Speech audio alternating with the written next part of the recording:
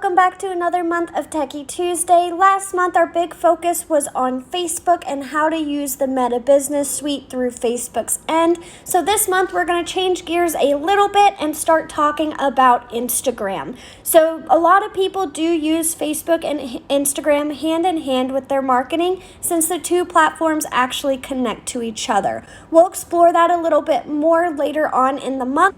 But this week we are just going to focus on how to actually create our account and navigate inside of it.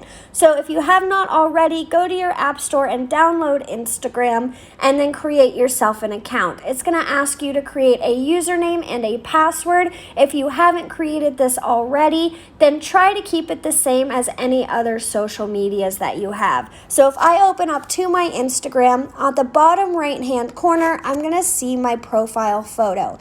This is going to take me to my main profile as if somebody else was looking at it. You're going to see at the top my username is Katie_rat147. So if I wanted to, I could use that on all of my different platforms so it's easier for people to find me.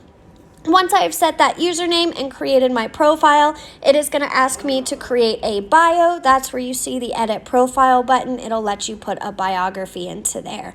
You're also going to see the option for story highlights. If you don't know, the difference between a normal post and a story is that a normal post will live on your feed forever. I can come here at any point and find that photo that I posted. But if I were to create a story, that story is going to disappear in 24 hours. So a story highlight lets you keep that 24-hour story forever. We can deep dive into that a little bit more in a one-on-one session if you feel like you need help with that. These story highlights are actually how we make your page TREC compliant. Your page does have to have your 2 TREC forms if you are an agent in Texas. So if you need help again with the process of getting that story highlight created, reach out to me and I'm more than happy to try to help you out with that. So you're going to see here my main profile. Once I'm done looking at this, if I do need to change any of my settings, say I want to switch this from a personal page to a business page, or I want to look at my link with Facebook, we can do all of that through our settings. So you're going to hit the 3 lines in the top right hand corner, and that's going to open your menu. There you're going to see your settings and privacy, and you're going to be able to go in and change any settings that you need to.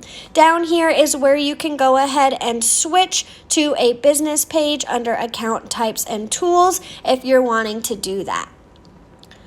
If we go back out of our settings, we're going back to our main profile here, but we're going to look at these different icons at the very bottom. The bottom left-hand corner with the home, that's going to be your main news feed. These are what your friends and family are posting or any other pages that you have chosen to follow. So if you scroll down through this feed, you are going to see everything that you have chosen to look at.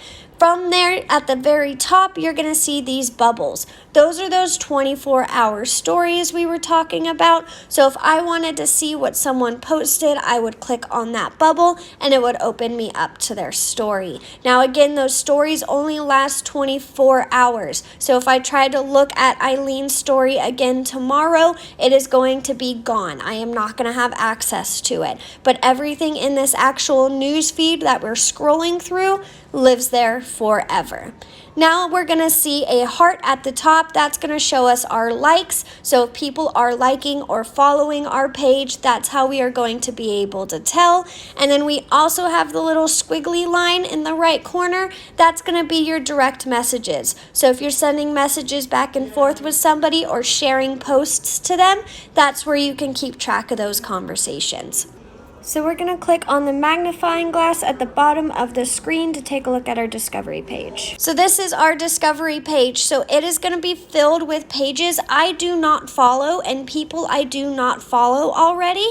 And I can come here and it's going to be similar content to what I've already been searching for on Instagram. So I am into animals and reptiles and fish. So you can see that reflected here on my page. So I can see all of these different animal pages and I can choose to go look at them and follow them if I want to. So that's what the discovery page does, is let you find more content that you may be interested in looking at.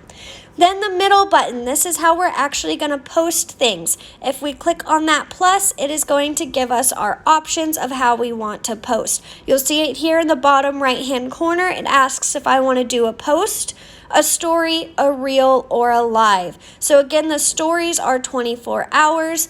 A reel is just a video post that you've chosen to send out so that other people can watch that video. And then we also have the option for live. That is going live, so you will start talking and you will immediately have access to your followers. They will be able to see your video. It is a live video. So those are your 4 different posting options. Once you have chosen it, it'll go through the process of asking you to caption it and then actually submitting that post when you are finished.